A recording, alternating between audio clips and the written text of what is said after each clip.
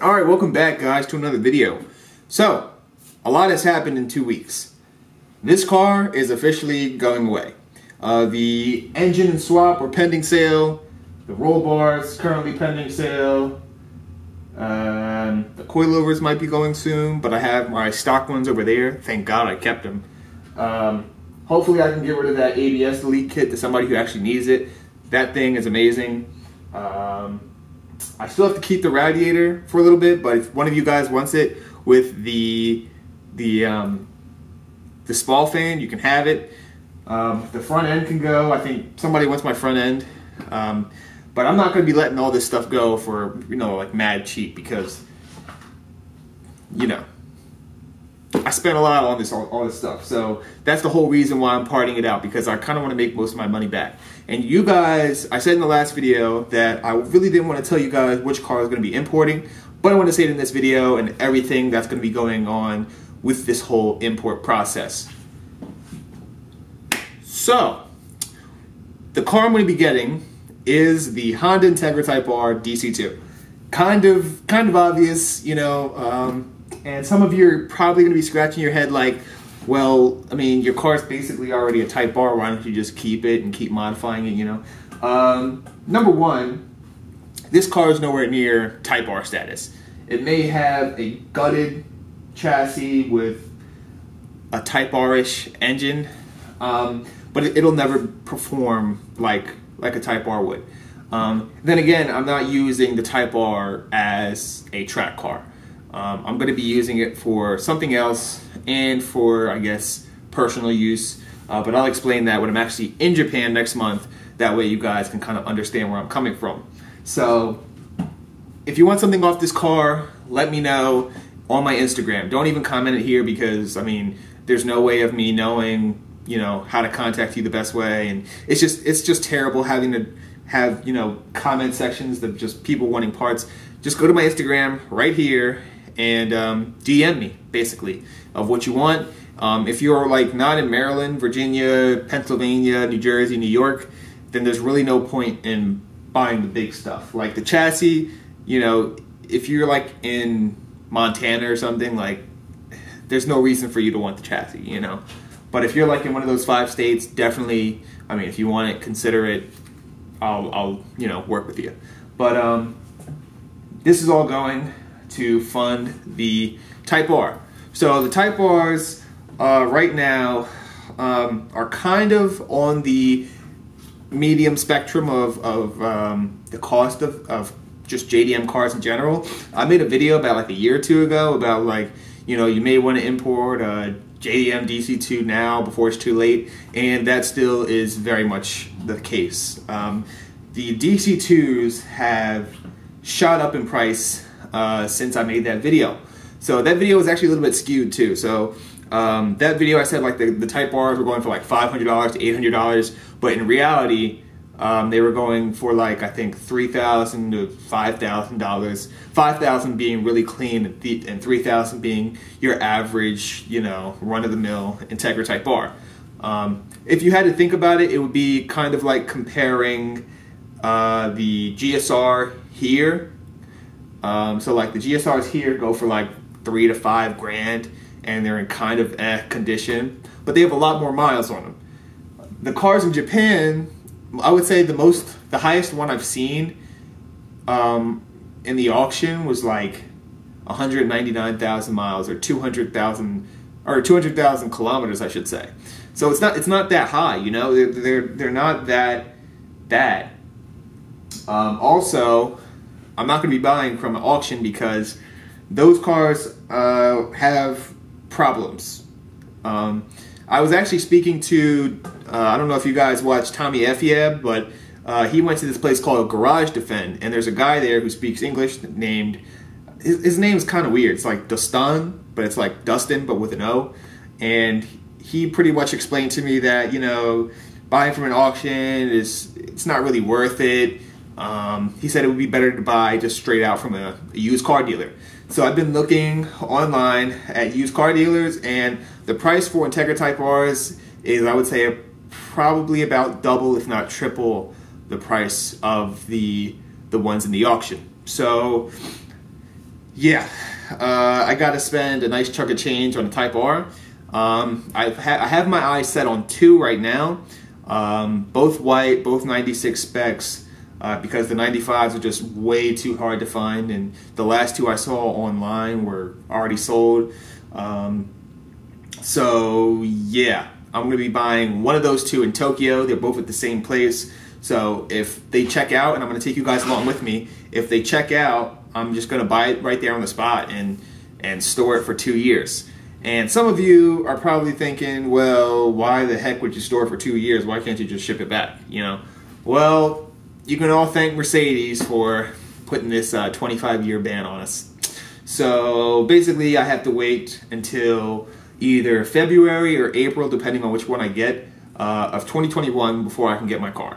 So that pretty much means I have to pay for storage, which actually is not expensive. It's like $60 to $75 a month.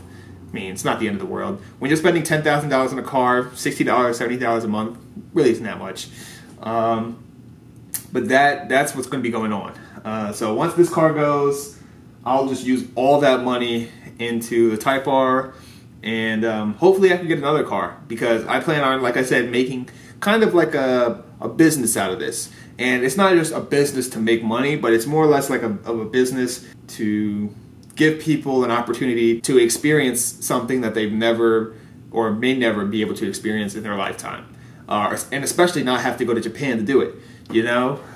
So that's the whole goal of doing this, and partially because I really want to own an Integra Type R. But yeah, that's pretty much the video. I figured I'd show you guys some close-ups of the car, because I will never drive this car like this ever again. And it's still, I'm still in shock a little bit, because I can't believe I'm actually doing this, but I guess it's for a good cause, right? So let's go look at the car a little bit and say our final goodbyes. All that work, you know, down the drain, I guess. I'll be sure to take a lot of pictures of this car before it's gone. But man, 3 years of work, and it finally gets to the cleanest part, and then I just say goodbye. You know, how crazy am I? You know, another reason why I wanted to get rid of this car was because there's really no point in doing this whole thing anymore. You know, just modifying your car and trying to do all this crazy track stuff. And you know, with the money that I make right now, it's just not smart. It's just not a smart thing to do anymore. And that's part of the reason why I'm doing this. When I get a better paying job, I'll probably just import another Type R and just modify that, which sounds really stupid, but at the end of the day, Type Rs are a lot more balanced than your typical LS, especially when your LS has, you know, about 250,000 miles on it, as opposed to driving something that's, you know, like around 70,000, 100,000 miles. So, I mean, it takes off, you know, half the life of the car. So that's part of the reason why I'm doing this. Also, I was going to get the car, you know, all nice and sprayed in here, but I realized, you know, there's no point doing that. So it's going to stay the way it is. Let's see. What's on the car right now that's for sale that I'm thinking about selling? The side skirts. Let me get some videos for you guys so you guys can, you know, see what everything looks like. So that way nobody's asking me to take pictures for them. So the mirrors are probably going to stay on the car because these things are pretty thrashed. The side skirts, this one is you know, perfect. It's fine. But the other side has like a bend in it because I guess I ran over something. So I don't know if you can see that. It kind of bends out like that. And then it looks like that. So if one of you guys want these side skirts, let me know. This Momo seat is for sale. Nobody wants it yet. Probably because it's a fixed back. There's nothing in the car that's really worth selling. Aside from that K-tune shifter. I don't know if you guys can see that. Let's see if I can get a better... Nope, I cannot. So, yeah. You guys know the K-tune shifter is still for sale. Whew, man. Coilovers may be pending. but I'm asking like $400 for the Teen Street Flex. The ABS Delete kit with the brake booster and the master cylinder, that's for sale. Probably like maybe $300, $250. I don't know exactly what I want to sell it for. Maybe even less. I don't know. And the 40/40 prop valve goes along with it. Just literally like offer me prices for this stuff because I want to literally sell this whole entire car in 1 month. That's the goal. Get rid of all of it in 1 month.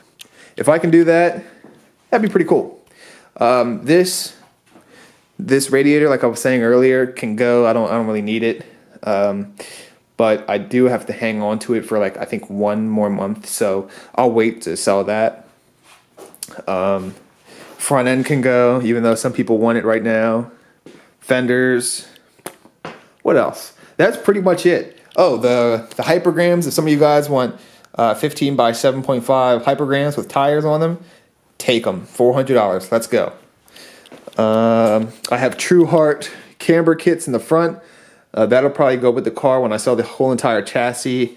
It's going to be a rolling shell on Steelies, or I should say donuts. So it's going to be pretty much, when I sell this car, it's going to have no bumpers, front and rear, maybe no fenders, maybe no hood, no engine, no interior. The dash will still be intact. And yeah, that'll pretty much be it. With no side skirts too. And with no side skirts too. So yeah, the car will pretty much be in its rawest form. So whoever gets this car is gonna have to do a lot of work. But for a clean, no rust, chassis that's has a sprayed engine bay and a sprayed, trunk area, I mean, you can't really beat that. So that's where I'm gonna cut the video. If you guys have any questions about anything, like I said, just DM me and I will see you guys in the next